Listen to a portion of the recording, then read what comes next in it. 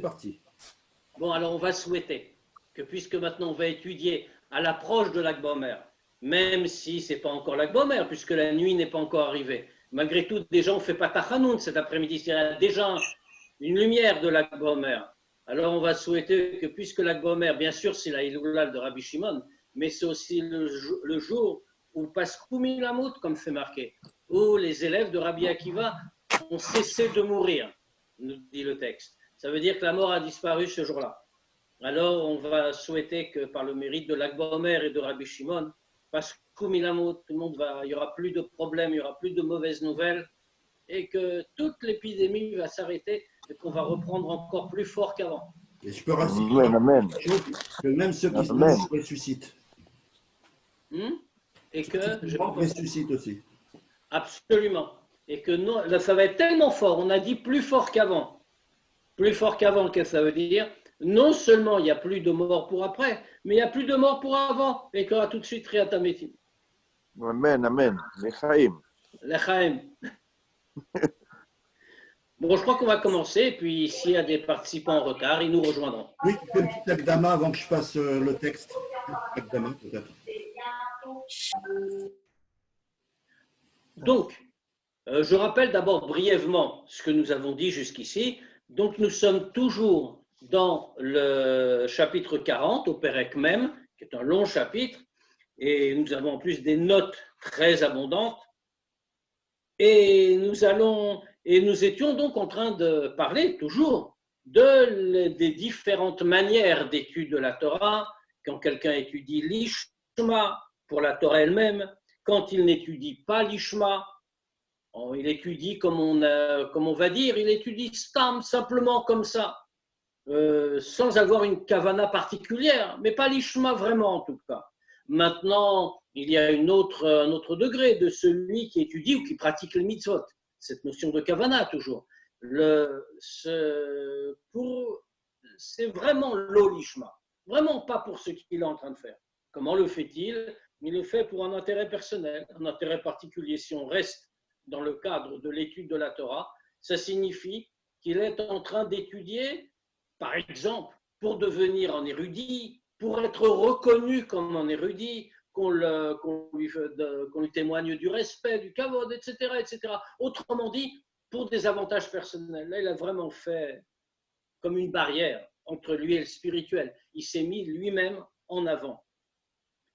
Alors, le Admor Avaken a beaucoup développé ce sujet, a expliqué que dans le cas où ça n'a pas été l'Ishma, alors la Torah qu'il a étudiée, ce qu'il a accompli, rien ne va s'élever. Parce qu'il faut, pour que cela s'élève, il faut des chilou verechim, la crainte et l'amour de Dieu. Et sans la crainte et l'amour de Dieu, alors à ce moment-là, rien ne peut s'élever. Puisque, comme on va le dire un peu plus loin, l'amour et la crainte de Dieu sont comme les deux ailes de l'oiseau. Or, l'oiseau peut vivre même sans ses ailes, mais il ne pourra pas s'envoler. Eh bien, on se retrouve dans la même situation. Sans ses ailes, l'oiseau ne pourra pas s'élever. Alors, bien, ça va s'élever à des degrés plus ou moins hauts. On avait parlé précédemment de la Vaveira Sichlim ou la Vaveira Tivim, l'amour et la crainte naturelle, parce que c'est le résultat de l'expression de l'amour, la crainte naturelle que nous avons dans le cœur. On en avait parlé auparavant, qui sont un héritage de notre Père. Et puis, il y a un deuxième aspect qui était Avaveira Sichlim, qui sont le résultat de notre pure méditation, notre pure réflexion. Comme c'est le résultat de l'effort personnel, alors cela va s'élever plus haut. Mais dans tous les cas, cela va s'élever. Là, on avait parlé, on avait dit, mais après tout, on avait une question. C'est la question que soulevait le Tanya. Pourquoi est-ce qu'on est en train de dire tout ça? On est en train de parler de l'étude de la Torah, qui est Chochmat Hashem. C'est-à-dire que quand on étudie la Torah, on est lié avec Dieu. Mais dans ce cas-là, pourquoi est-ce qu'on est en train de nous expliquer qu'il faut en plus Ava Veira, l'amour et la crainte de Dieu, à n'importe quel niveau? Parce que sinon, ça ne va pas s'élever. Mais c'est par nature élevé, puisque c'est la Torah de Dieu, c'est l'essence de Dieu que l'on étudie. Donc c'est élevé en soi. Ça voudrait dire à soulever le Tanya. Alors attention, parce que ce que je suis en train de dire n'était pas vraiment dans le texte. Il fallait le comprendre, que c'était la question implicite. Pourquoi est-ce qu'on a besoin finalement de l'effort de l'homme alors que tout est parfait? À la limite, on va rendre la question encore plus forte, enfin, plus grossièrement dite, pas dans les termes du Tanya. Mais qu'est-ce que ça signifie? Un homme est une créature limitée, avec une petite tête et des petits sentiments. Et quelquefois même, ces sentiments peuvent être totalement erronés, voire dévoyés. Alors qu'est-ce qu'on est en train de lui dire? On devrait lui dire logiquement, regarde, tu es en train de pratiquer une mitzvah, tu es en train de faire la tfila. On avait cité la tfila notamment, qui est une mitzvah chez Bédibour, la mitzvah de la parole. Tu es en train d'étudier la Torah, la Chochmat Hashem. Mets ta tête de côté. On ne parle pas de pas comprendre, mais mets ta kavana de côté. Pourquoi? Parce que ta kavana, c'est elle une créature. Elle ne veut rien dire, elle ne peut qu'abîmer, et si tu te trompes. Donc laisse tout de côté, de toute façon, c'est les mots de Dieu. Donc ça s'élève tout seul. Or, le Tanya a montré abondamment que non, en citant le Zohar, en citant Rabbi Chaim Vital, avec d'autres exemples. Il nous a bien expliqué que s'il n'y a pas notre investissement personnel, ça ne s'élèvera pas. Il n'y aura rien. Alors, on est en train de dire que l'homme apporte quelque chose à la Torah, à la Tfila. C'est une vraie question. On va donc ici le Tanya ici est en train de faire tout un long raisonnement pour nous montrer pourquoi il est nécessaire que nous mettions notre kavana. Alors qu'est-ce qu'on nous a dit? On nous a dit que bien sûr, il faut distinguer comment Dieu est, il faut le dire en introduction pour bien comprendre en réalité, comment Dieu est dans son essence et comment il se révèle de degré en degré dans tous les mondes. Dieu, dans son essence, bien sûr, il se révèle toujours de la même manière, il est toujours le même, il ne change pas. Ani avaye loshaniti, comme il est écrit. Moi, Dieu, je n'ai pas changé. Kodem shenivra olam, vachar shenivra olam, avant que le monde ait été créé et après que le monde ait été créé, je n'ai pas changé. Donc, Dieu, dans son essence, est toujours le même. Mais quand son rayonnement descend dans chacun des mondes, de degré en degré, il se contracte.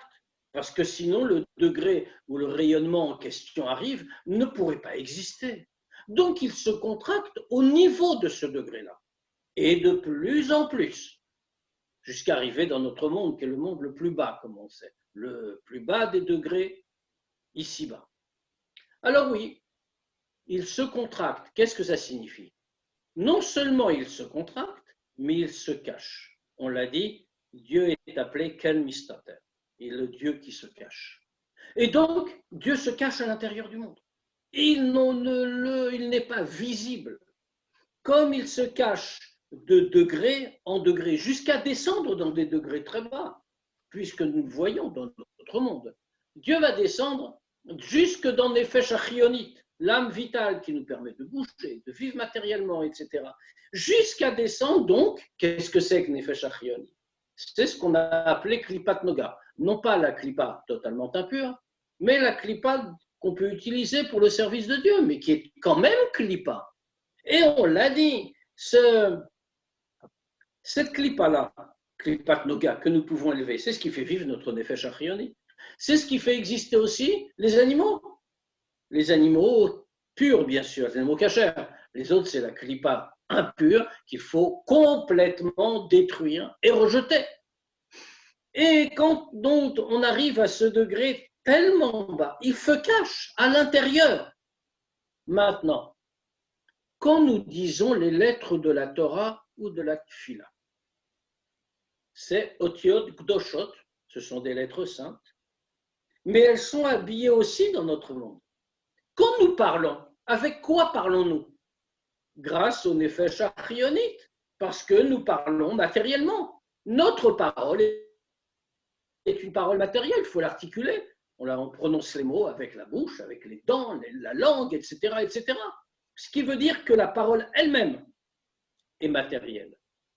Alors quand nous parlons de futilité, je ne parle pas de choses interdites, quand nous parlons de futilité, chose interdite, c'est shlosh klipotat meot, c'est la klipa parfaite, l'impureté totale. Mais quand nous parlons de choses insignifiantes, alors dans ce cas-là, nous prenons la capacité, la qualité de notre parole, et nous faisons descendre sa klipa, nous la faisons descendre plus bas. En revanche, dans la tfila et dans la Torah, dans ce cas-là, les lettres elles-mêmes sont saintes. Et puisque les lettres sont saintes, avec la kavana que nous y mettons, alors la kavana ne va pas s'habiller dans quelque chose de matériel. Elle va s'habiller dans des lettres saintes. Et en réalité, c'est du fait qu'elle est la source, en réalité, la source de cette kavana. Donc, cette kavana va être nécessaire parce qu'elle crée le lien, elle crée le pont qui nous permet d'élever, y compris la parole matérielle. Alors, donc tout cela veut dire qu'on doit avoir trilou verechim, la crainte et l'amour de Dieu, comme on l'a dit, sichlim intellectuel, otivim ou naturel, pour permettre d'élever cet ensemble. On reprend à l'endroit souligné. Vesham meir umidgale or ensof baruch hu. Et là, donc, dans fait degré, où tout va s'élever, comme on vient de le dire, c'est-à-dire ou dans Yetzira ou dans Bria. Alors, on l'avait expliqué précédemment. Dans le monde de Bria, c'est-à-dire le plus haut des mondes après Hatzilut, le début de la création d'une certaine manière, vont parvenir tous nos actes, notre étude, quand nous avons eu l'amour et la crainte intellectuelle que nous avons créé nous-mêmes en notre cœur, c'est le degré le plus élevé. Quand nous ne l'avons pas créé nous-mêmes en notre cœur, mais que nous avons réveillé en nous l'amour, la crainte cachée qui réside dans notre cœur, héritage de nos ancêtres, héritage d'Abraham, Yitzhak et Yaakov. Dans ce cas-là, nous avons moins de mérite, bien sûr, puisque nous avons pris quelque chose d'existant, même si nous avons dû travailler pour le révéler. Dans ce cas-là, tout va s'élever jusque dans les 10 sphirotes, non pas de Bria, mais du monde d'en dessous, ce qui est déjà pas mal, le monde de Yetzira. Or, dans tous les cas, Shamir ou Migale Orenso Baruchu, là-bas, dans ces degrés spirituels, se éclaire et se révèle le Or Sof. Sheur Ratzon Aelion Baruchu Ameluvash be Otiot HaTorah Shelomed ou be Kavanatan, ou be Tfila ou be Kavanata, ou be Mitzvah ou be Kavanata. Là-bas, dans ces degrés, apparaît de manière révélée la lumière et le rayonnement du Or Sof. Pourquoi? Parce que le Or Sof, qu'est-ce que c'est? Sens de Dieu, Ratzon Haelion, la volonté de Dieu, la Chochmat Hashem, ce qui est totalement uni avec l'essence de Dieu. Or, tout cela est habillé à l'intérieur des lettres de la Torah qu'il est en train d'étudier. Comme il est écrit, on l'avait cité, Anochi, le premier mot des 10 commandements qu'on va bientôt entendre, Anochi, qui sont les initiales de Ananavshik Tavit Yavit, c'est Dieu qui parle. Moi, mon essence, je l'ai écrite et je l'ai donnée. C'est-à-dire que très concrètement, le degré du Or Sof est habillé à l'intérieur des lettres qu'on est en train d'étudier. C'est au passage qu'il est dit dans les Pirkei Avot, par exemple, que celui qui étudie la Torah, Dieu est présent, Dieu étudie avec lui. Et que quand on étudie, nous expliquons, on n'étudie pas en réalité. C'est comme si, et c'est pas seulement comme, c'est exactement la situation où on répète après celui qui dit. Autrement dit, on est en train de répéter des mots que Dieu prononce. Parce que Dieu est habillé dans les lettres de la Torah. Ou Bekavanatan, et dans leur kavana. Et ainsi que dans la tfila, ou Bekavanata. Puisque la tfila, c'est une façon de s'attacher avec Dieu. Ce sont des mots qui appartiennent à Dieu, qui réalisent le lien. Ou Be mitzvah ou Bekavanata. Et dans la mitzvah, avec sa kavana. Puisque qu'est-ce que c'est que la mitzvah? La mitzvah, c'est l'expression de la pure volonté de Dieu. Autant la Torah est l'expression de sa chokhmah, autant la mitzvah est l'expression de sa volonté. C'est-à-dire que dans tous les cas, il s'agit là de degrés d'union avec l'essence de Dieu. Or, comment est-ce que tout cela apparaît? Be'ara gdola le'enketz, avec un rayonnement immense, sans aucune comparaison, à l'infini. Autrement dit, tout brille dans les sphirotes de Bria et de Yetzira. Alors, qu'est-ce qu'on est en train de dire ici? C'est-à-dire que notre Torah, notre Tfila, nos mitzvot en bas n'éclairent pas autant qu'on pourrait le vouloir. D'ailleurs, nous ne le voyons pas. Nous étudions la Torah, nous faisons la Tfila. Nous ne voyons pas qu'il apparaît une lumière. Bien sûr, nous ne sommes pas des tzadikim. Tzadikim certainement voient la lumière. Mais c'est là le but en réalité, de faire monter tout cela en haut et de ne pas le laisser en bas. Parce en bas, tout est caché. En bas, tout est derrière un voilement. La contraction nécessaire pour ces mondes, ce voilement nécessaire qui est de plus en plus fort, de plus en plus puissant, plus on descend dans les degrés des mondes. Et nous sommes le plus bas. Mais dans les sphirotes de Bria, de Yetzira, là-bas, la lumière apparaît.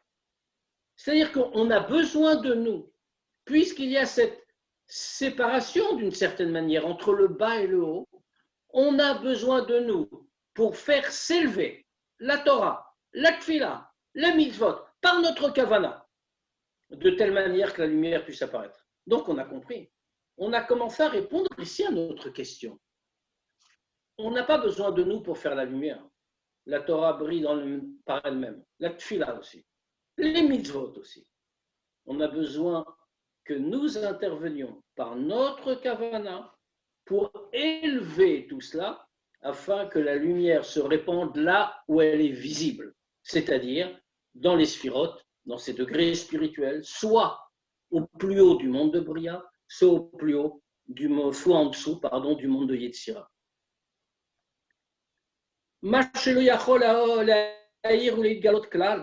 Pourquoi faire que tout ça soit là-bas, si haut?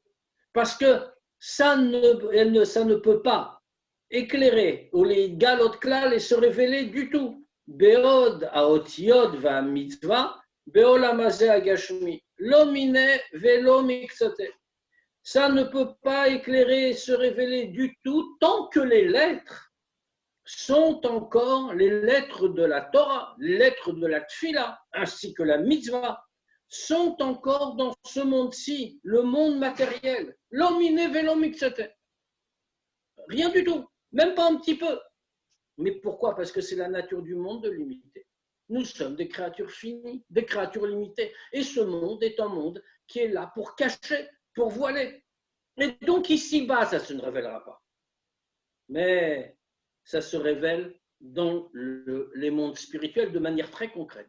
Parce que ce monde-ci, comme on a dit, comme dit l'Admor Zaken, il le souligne, Beolamazé agashmi, c'est là tout le secret. Ce monde-ci est un monde matériel. Alors on l'a dit la fois dernière, une différence que fait l'Admor Zaken entre Gashmi et Chomri. Chomri, on le traduit par grossier. Chomri, c'est la matière, le matériel, tel qu'il s'oppose à la divinité. Gashmi, ça ne s'oppose pas, mais ça cache. Alors, puisque c'est tellement fort, ce voilement est tellement fort, on ne peut rien révéler, sachant que ça va se terminer quand même. Ad et ket sayamin.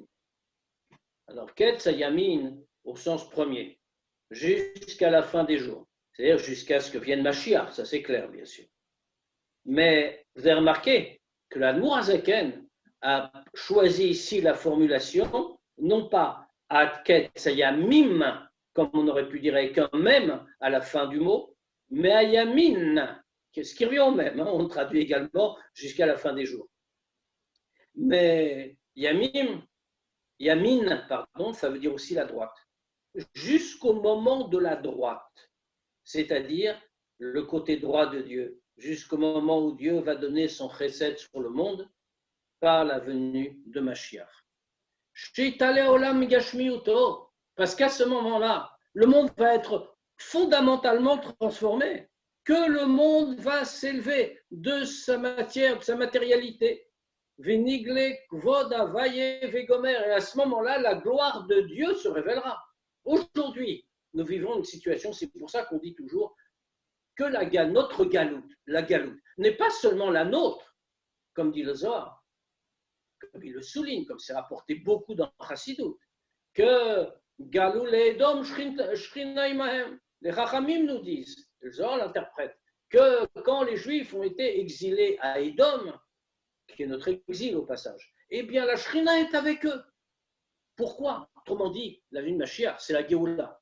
Mais pas que la Géoula du peuple juif, c'est aussi, si on peut dire, la Géoula de Dieu lui-même, de la Shrina. Pourquoi?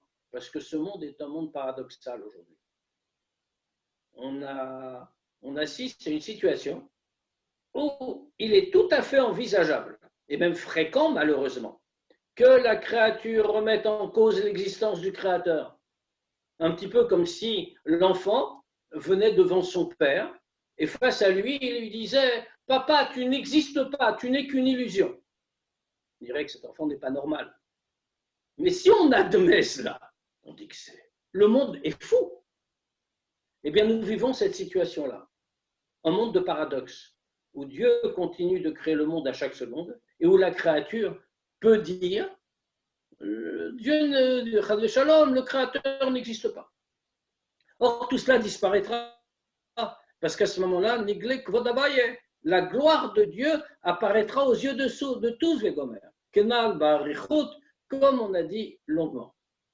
Là, on va prendre la Haga et on fait que la Gaot, les notes ont été écrites par le Admour HaZaken, comme on l'a dit à plusieurs reprises, mais elle s'insère parfaitement, bien sûr, dans le déroulé du Tanya, comme on sait que le plan du Tanya est un plan très rigoureux, un plan parfait, mais simplement, il arrive qu'il y ait un sujet annexe qui soit soulevé par le Tanya. Et cela pose une question, ça demande une précision, mais ce n'est pas totalement indispensable à la suite qui nous est donnée. Donc c'est pour cela que l'Admour HaZaken ne le met pas dans le corps du Tanya.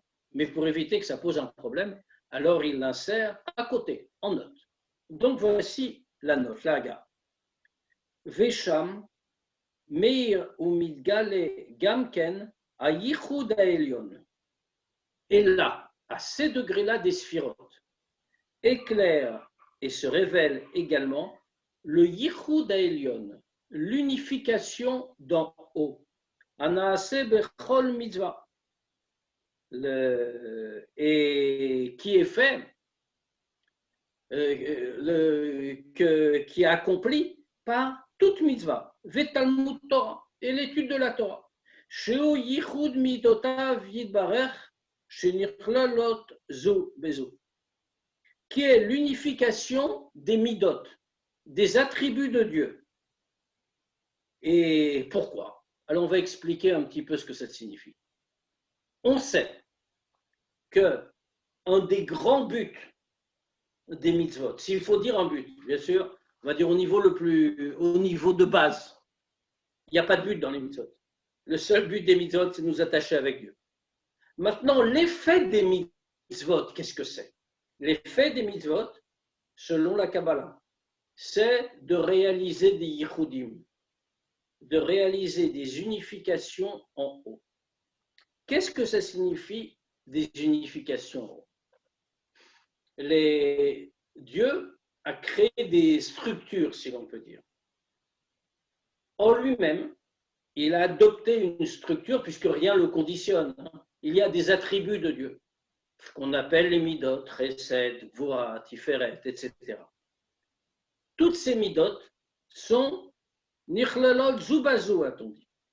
Elles sont au plus haut niveau. elles sont englobées l'une dans l'autre. Il n'y a pas de séparation, pas de division, même pour des midotes d'orientation totalement opposées. C'est l'origine des choses. Maintenant, plus on descend dans les degrés, plus les midotes s'individualisent, et chacune représentant un aspect particulier de la divinité. Lorsque nous accomplissons une mitzvah, nous n'avons pas qu'un effet général de lumière. Nous avons un effet très spécifique. Il y a, dans chaque mitzvah, en vérité, il y a deux aspects. Il y a l'effet que nous réalisons au titre de la mitzvah elle-même, en particulier cette mitzvah que nous accomplissons. Il y a l'effet général de toute mitzvah. Bien ici, nous avons cela. Il y a donc un effet des mitzvot qui vont des mitzvot qui vont agir sur les midot dans les sphirotes, dans les mondes spirituels, donc sur les sphirotes, et faire qu'elles vont s'unir et réaliser une unification générale des attributs de la divinité qui vont s'englober l'un dans l'autre. Alors, ça va entraîner quelque chose. Venim takot agvurot b'chasadim. L'attribut de Gvora, un attribut de rigueur, va donc être adouci par les chassadim, l'attribut de bonté, puisqu'en réalité, la rigueur et la bonté sont deux attributs complètement opposés. Quand Dieu agit par rigueur exclusivement, il juge, il décide, éventuellement, ça peut être des choses graves. En revanche, quand les chassadim viennent s'en mêler, alors à ce moment-là, ça crée quelque chose d'autre. C'est nous qui réalisons cela. On peut se demander, mais comment des attributs complètement opposés peuvent parvenir à s'unir?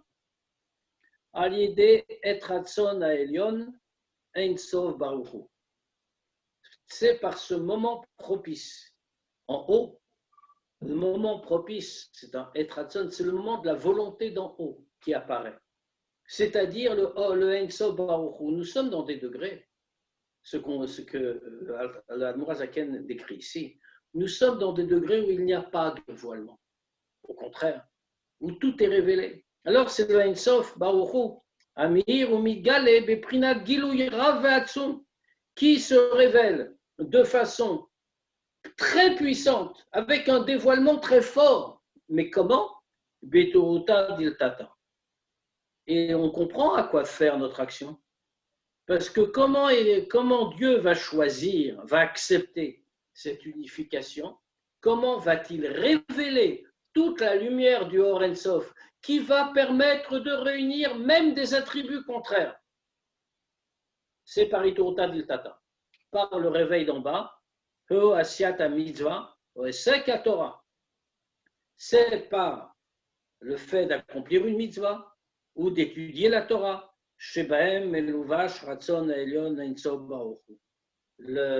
Pourquoi? Parce que quand un homme étudie la Torah, comme on l'a dit, il étudie en vérité, il s'unit avec Dieu. À l'intérieur, dans les lettres de la Torah, se trouve la lumière du Or En Sof qui est habillée à l'intérieur. Et, pareil, quand il accomplit une mitzvah, c'est le Ratzon Elyon, autrement dit le Or En Sof, qui se trouve dans la mitzvah.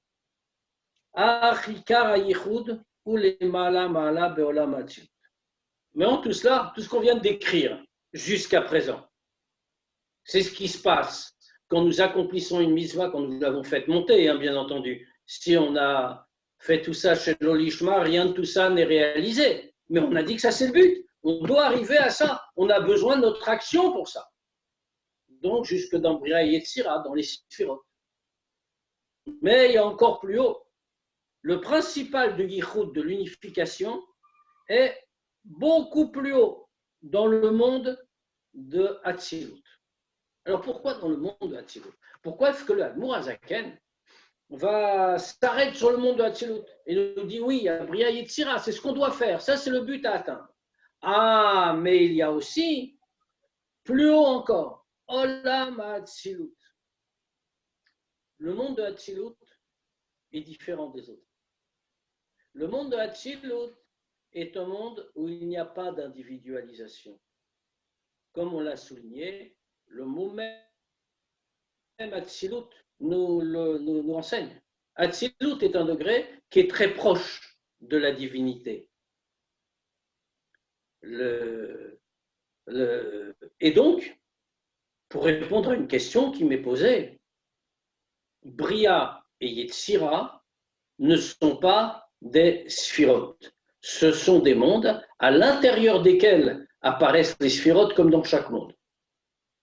Et quand nous accomplissons une mitzvah, ou étudions la Torah en bas, nous faisons monter, selon que notre Ava veillera, notre amour et crainte de Dieu seront du type Sichlim, conçu par notre méditation, par notre effort, ou Tivim, ayant réveillé l'amour caché dans notre cœur, la crainte cachée dans notre cœur, héritage de nos ancêtres, nous allons arriver dans les sphirotes de Bria ou dans les sphirotes au degré d'en dessous de Yetzira. Mais là, ça s'éclairera. Et dans tous les cas, on a l'air de présenter comme ça, comme si Yetzira, c'était pas bien.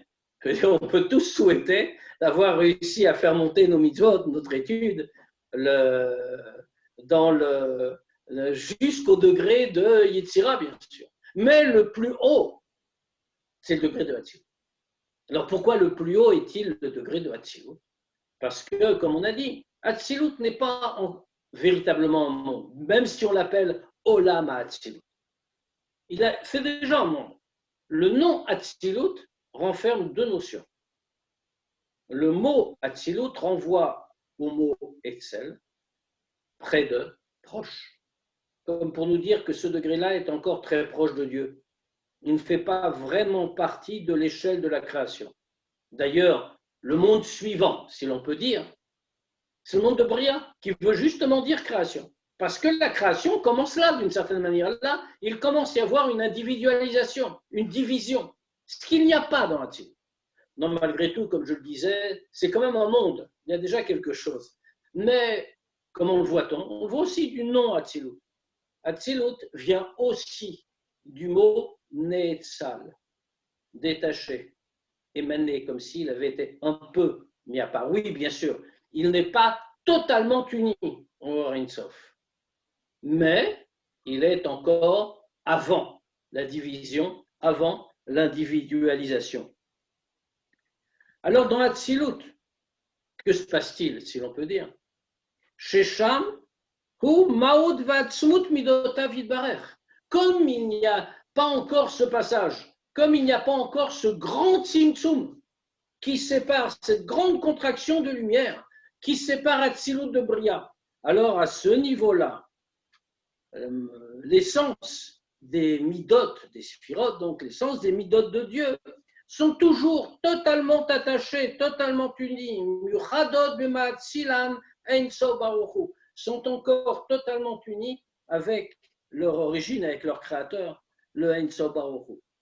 Vesham, Maoud Vatzmut Ratzon Elyon Ein Sof Baruch Hu. Et là, dans Hatzilut, puisque nous sommes d'une certaine manière avant la création, d'ailleurs, la Kabbalah nous dit qu'entre Hatzilut et Bria, il y a ce qui est appelé de manière figurée, bien sûr, une parsa, une paroi à franchir, tellement le tzimtzum est important. Il y a vraiment un changement de nature. À ce moment-là, vers qu'au niveau de Hatzilut, il y a encore le Or Ein Sof, c'est-à-dire révéler l'essence du Ratzon Elyon Ein Sof Baruch Hu. Varatan levad imeira bebia. Or, c'est-à-dire qu'ensuite, quand la lumière de Dieu, la lumière du Or Ein Sof, sort, si l'on peut dire, de Hatzilut, alors ce n'est plus qu'un rayonnement qui en sort. C'est ce petit rayonnement qui va éclairer dans les mondes de Bria, Yetzira et Asya, Bechol olam mehen lefi ma'alato. Dans chacun des mondes, selon sa qualité, selon ce qu'il peut recevoir. C'est-à-dire que le yichud, finalement, va bien sûr se produire par nos actes. D'abord dans Yetzira, puis ensuite dans Bria. Mais le Admor Hazaken nous dit que ça va encore monter plus haut. Ce yichud va être réalisé, se confirmer dans Hatzilut, dont la nature, c'est d'être un monde uni. Autrement dit, nous rajoutons une lumière supplémentaire dans cette unification. Alors on a quand même une question. On se regarde. Question concrète à laquelle répond ici le Admorazaken. On est ce qu'on est. Nous sommes des créatures d'abord, mais ensuite nous ne sommes pas du meilleur niveau spirituel que peut atteindre une créature, malheureusement.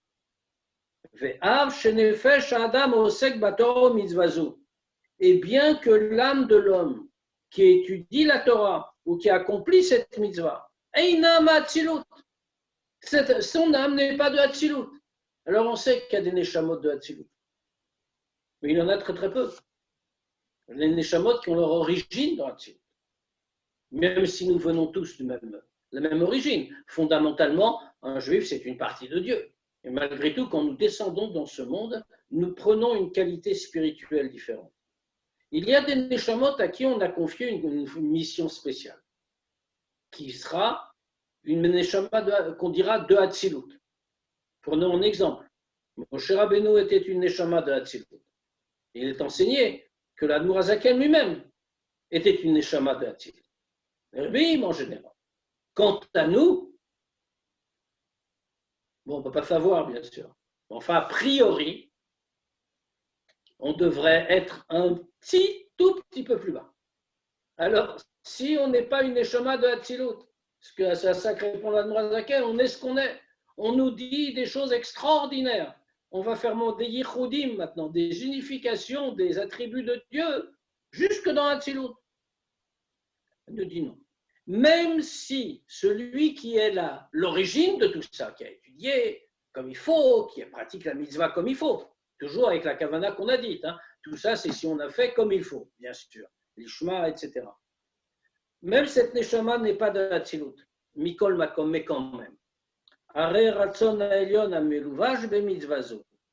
Mais quand même, la volonté de Dieu, le Ratzon Elyon, qui est habillé dans cette mitzvah, et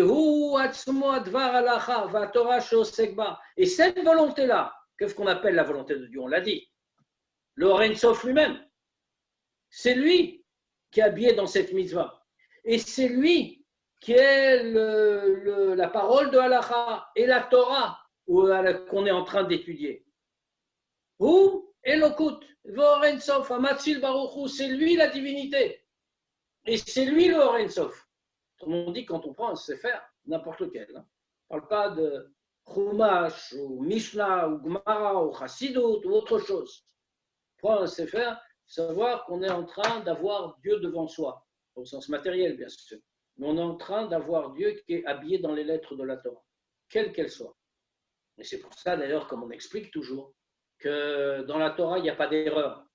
Et que ces paroles-là, c'est les paroles de Dieu. Il y a un fameux mot que le Rabbi Rachab a dit au Rabbi, à son fils, au Rabbi précédent. Il lui a dit, sache que je suis sûr d'une chose, c'est que chaque mot de la Torah est un mot de Dieu. Il lui a donné un exemple qu'on cite souvent. Il dit que dans la Gemara, y compris les opinions dont on dit qu'elles sont fausses, que c'est une erreur, ça aussi c'est un mot de Dieu. Et c'est Dieu qui a enseigné cette opinion, et c'est Dieu qui dit qu'elle est fausse. Et quand on voit un long développement, par exemple, dans la Gemara, faire comme ça le mot du Rabbi Rachab, ce n'est pas les mots précis, mais c'était l'idée générale. Quand on voit dans la Gemara, il y a un long développement, et à la fin, on termine Teiku ou Tioufta. Alors, Teiku, ça veut dire qu'on n'a pas de réponse. C'est une vraie question. Mais on n'a pas de réponse et ma chère va venir, Yahweh Navi va venir, il répondra. Et l'autre, Tioufta, ça reste une question. On ne sait pas, on est un peu bloqué d'un côté et de l'autre, mais ça reste, la question reste, on n'a pas su répondre. Et donc, en vérité, c'est quoi? Dans le pshat, les Chachamim ont laissé ça en suspens, ils disent on ne sait pas, on n'a pas la réponse. Si quelqu'un a une réponse, un jour il la donnera, Mashiach ou plus tard. Mais le Rabbi Rachab dit plus. Il dit c'est Dieu qui a écrit cette question, et qui a dit cette question, qui l'a dit. Et c'est Dieu qui est en train de dire Tchoufta, ça reste une question. Ou Teikou, ou Eliyahu, un avis viendra et répondra. Alors pourquoi il l'a fait comme ça, c'est une autre question. Mais tout est Dieu, tout est l'expression de la parole de Dieu, chaque mot. Donc tout ce qu'on trouve dans toute la Torah, dans la mitzvah, c'est la volonté de Dieu. Shehur tzono echad, c'est-à-dire l'essence de Dieu, le Ein Sof. Parce qu'en réalité, lui et sa volonté sont une seule et même chose.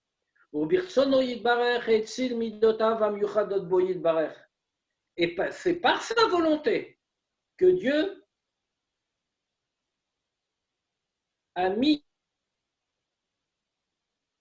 il a mis dans le Torah, c'est tous ces attributs, ces midot qui sont unis avec lui.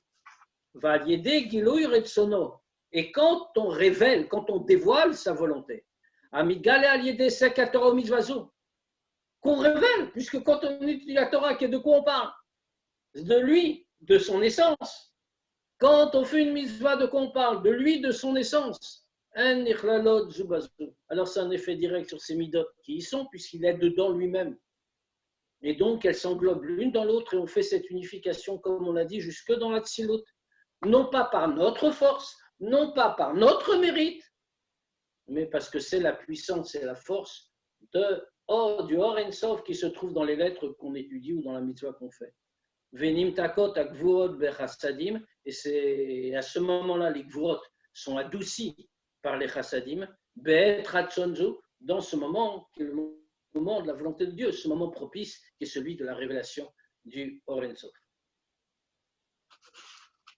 Alors on reprend là où on a laissé, on va au moins aller au prochain astérisque. Comme vous le voyez, il y a Baruch Hashem beaucoup de Hagarot et qu'elles sont toutes un peu compliquées. J'ai encore 10 minutes, Faïm. Oui, je sais, mais on va aller jusqu'au prochain. Ubazé Yuvam. Et comme ça, nous comprenons, Etev, nous comprenons bien. Adedechilu verechimu nikraim gatfin. Pourquoi la crainte et l'amour de Dieu sont appelés gatfin, sont appelés des ailes, derech machal. Bien sûr, c'est une façon de parler, c'est une métaphore, comme on dit en bon français. Qui dirtiv, comme il est écrit, ou bishtaim yeofef, qu'avec les deux ailes, il va voler. Mosh katava Rabbi Chaim Vital Zal, Beshar Yichudin, Perek Yud Aleph, comme l'écrit Rabbi Chaim Vital. Nous sommes juste dans le texte, qui suit dans le texte affiché, qui suit la Haggadah. Et donc, comme le dit Rabbi Chaim Vital, dans le Shara Yichudim, un texte qu'il a écrit, le Shara Yichudim, chapitre 11, que dit-il? Chez Aknafaim Be'of, que les ailes chez l'oiseau, en zrot adam, ça correspond aux bras de l'homme, aux deux bras de l'homme.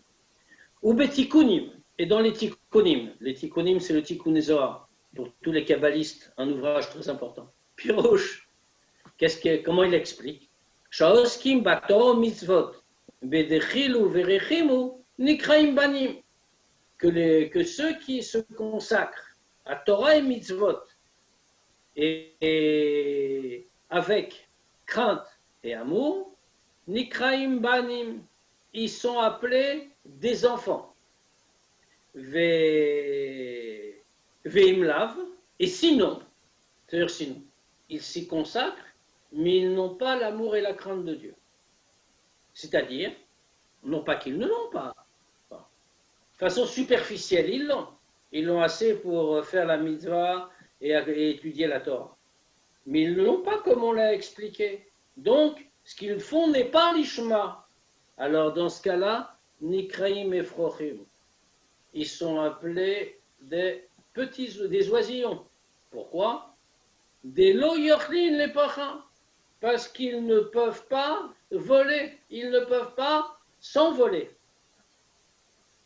Qu'est-ce que ça signifie tout ça? Donc, Rabbi Chaim Vital, Moazaken, les Tikkunim viennent nous dire quelque chose. Qu'il y a une structure, il y a une vraie structure. Que dans cette structure, nous avons besoin de nos deux ailes. Les deux ailes, c'est l'amour et la crainte de Dieu.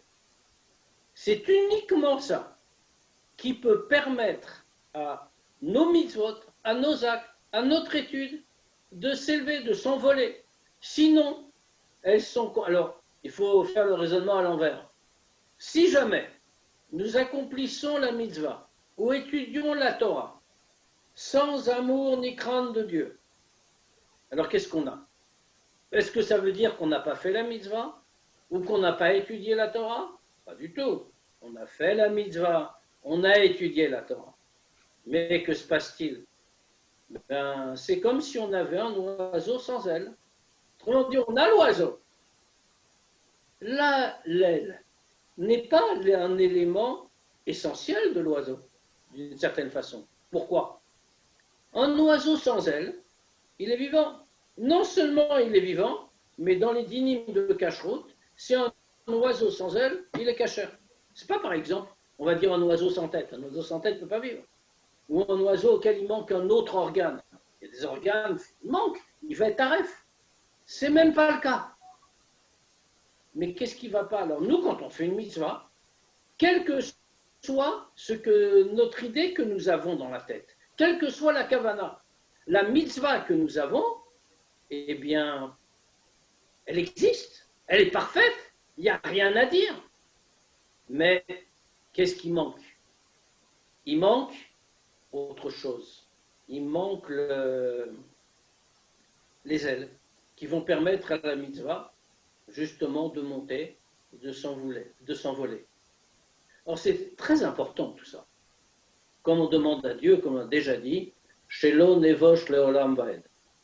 On demande à Dieu qu'on n'ait pas honte dans le monde d'après, au sens profond, pas au sens premier. On demande à Dieu de ne pas avoir honte pour l'éternité, l'olam vaed, mais au sens strict, quand on traduit littéralement. Leolam vaed, c'est-à-dire pour l'autre monde. Pourquoi? Parce que quelle grande honte d'arriver dans l'autre monde sans rien emmener avec soi, en n'ayant rien. Pourquoi en n'ayant rien? Parce que quand on arrive là-bas, rien n'est monté, puisqu'on n'a pas fait monter les choses. Alors, c'est ce qu'on est en train de dire, que les deux ailes sont absolument indispensables, même si l'oiseau est cacheur, même si tout va bien. Malgré tout, il manquera à notre construction quelque chose d'essentiel, ce qui permet que nos mitzvot, notre Torah s'élève. Et sinon, on a dit Banim, il y a une vraie relation avec le Père. Mais Frochim, c'est des oisillons. Il n'y a pas de vraie relation. Ça veut dire qu'on ne peut pas s'élever. Ça montre une insuffisance. Alors, on va s'arrêter là pour ce soir. Et la semaine prochaine, nous allons reprendre à la Haga. Je ne peux pas entamer la Haga maintenant parce que c'est un peu compliqué. On va nous parler de choses profondes, un peu de Kabbalah. Non, je vous ai prévenu que lundi soir prochain, on va commencer par un petit bout de Kabbalah pour nous expliquer pour le corps de l'oiseau dans les mondes spirituels, etc., etc.